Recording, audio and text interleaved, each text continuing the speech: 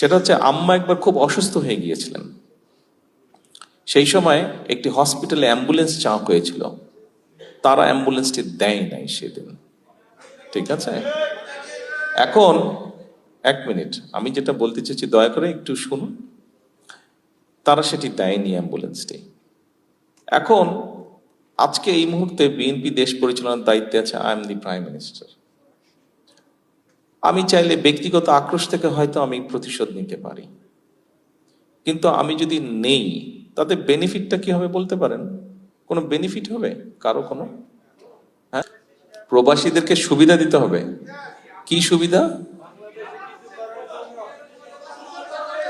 একজন একজন একজন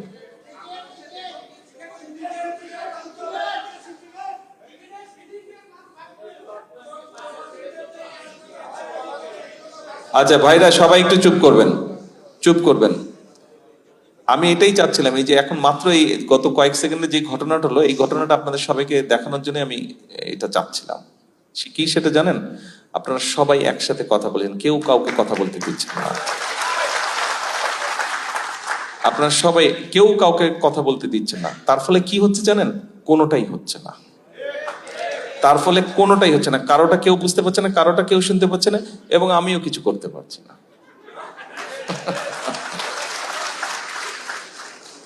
এই জায়গাটা থেকে আমাদের আসতে হবে। প্রিয় ভাই বোনেরা, প্রিয় প্রবাসী ভাইয়েরা, দেখুন, আপনারা আমার বিগত এক যুগ সম্পর্কে আমার উপর দিয়ে কি গিয়েছে, আমার পরিবারের সাথে কি হয়েছে, কম বেশি একটা ধারণা আপনাদের আছে। আমি কয়েকদিন আগে বাংলাদেশে বেশ কিছু সাংবাদিক ভাইদের সাথে আমি কথা বলছিলাম।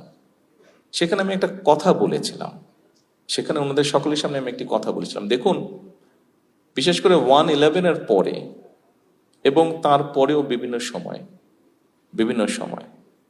কতগুলো ঘটনা ঘটেছিল আমার সাথে, কতগুলো ঘটনা ঘটেছে আমার মায়ের সাথে, কতগুলো ঘটনা ঘটেছে আমার বাবা ভাইয়ের সাথে, বিভিন্ন ঘটনা ঘটেছে।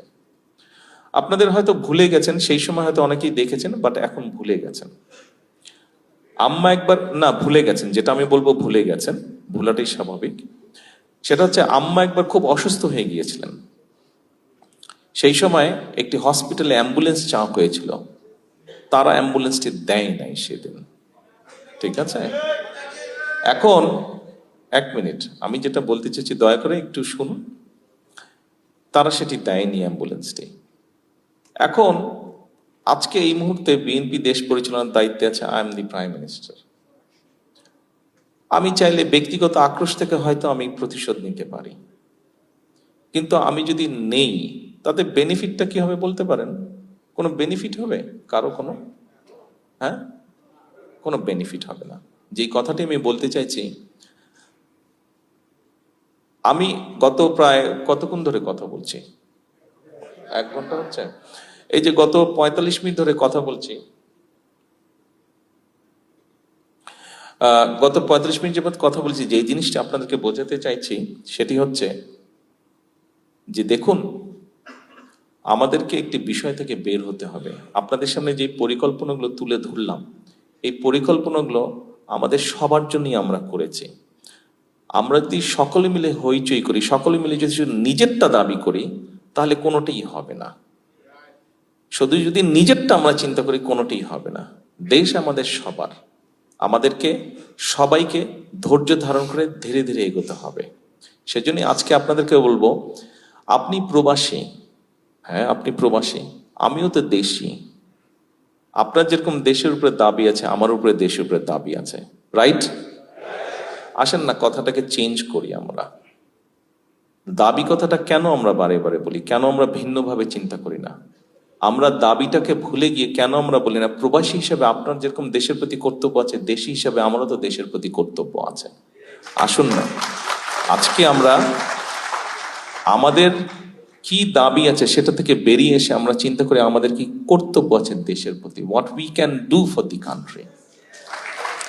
আমরা কি নিব দেশ থেকে? দেখুন, দেশ থেকে কেউ একজন, একটি গোষ্ঠী দেশ থেকে নিতে নিতে দেশটিকে একদম শেষ করে দিয়েছে, আজকে দেশটিকে একদম ধ্বংস করে দিয়েছে।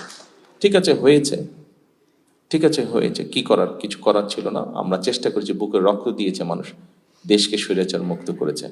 এখন আসুন আমরা সকলে মিলে কি করতে পারি দেশের জন্য, এইটিতে আমরা আসি। প্রিয়